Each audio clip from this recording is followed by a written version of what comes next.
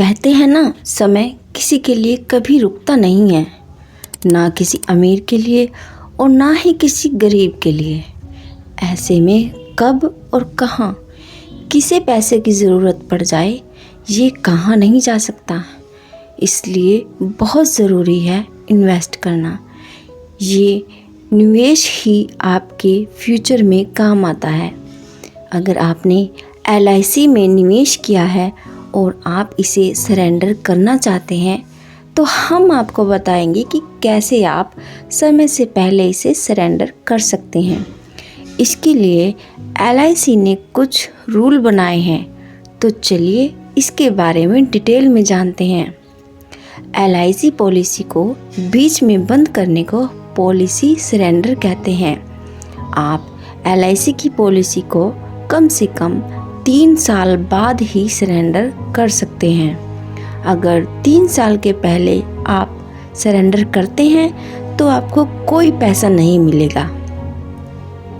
Policy surrender करने पर आपको LIC के नियमों के आधार पर सरेंडर वैल्यू मिलती है।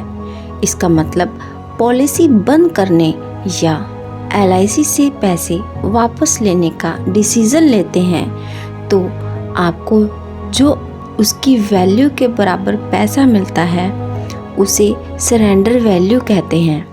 अगर आपने पूरे 3 साल LIC का प्रीमियम भरा है तभी आपको सरेंडर वैल्यू मिल पाएगी।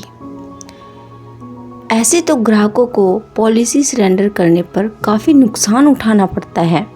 मैच्योरिटी से पहले LIC पॉलिसी को सरेंडर करने पर इसकी वैल्यू कम कर दी जाती है।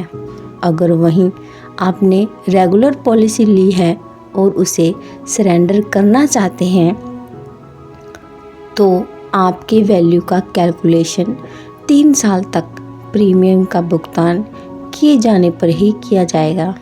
लेकिन अगर आप 3 साल पहले ही पॉलिसी सरेंडर करते हैं तो आपको कोई वैल्यू नहीं दिया जाएगा। मान लीजिए आपने 3 साल तक प्रीमियम भरा है तो सरेंडर वैल्यू के लिए पात्र हैं। उसके बाद आपको भुगतान किए गए प्रीमियम का सिर्फ 30% पैसा मिलता है। लेकिन पहले साल का प्रीमियम छोड़कर, मतलब आपने पहले साल जो प्रीमियम का पैसा भरा है वो भी 0 हो जाता है।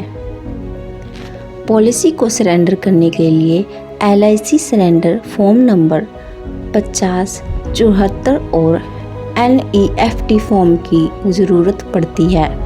इन फॉर्म के साथ आपको अपने पैन कार्ड की कॉपी और पॉलिसी के मूल दस्तावेज लगाने पड़ते हैं। हाथ लिखे एक लेटर के साथ ये बताना पड़ता है कि आप पॉलिसी क्यों छोड़ रहे हैं। दोस्तों, आपको ये जानकारी कैसी लगी कमेंट करके ज़रूर बताएं और भी वीडियो देखने के लिए चैनल को सब्सक्राइब ज़रूर करें। वीडियो को शेयर करें। वीडियो देखने के लिए धन्यवाद।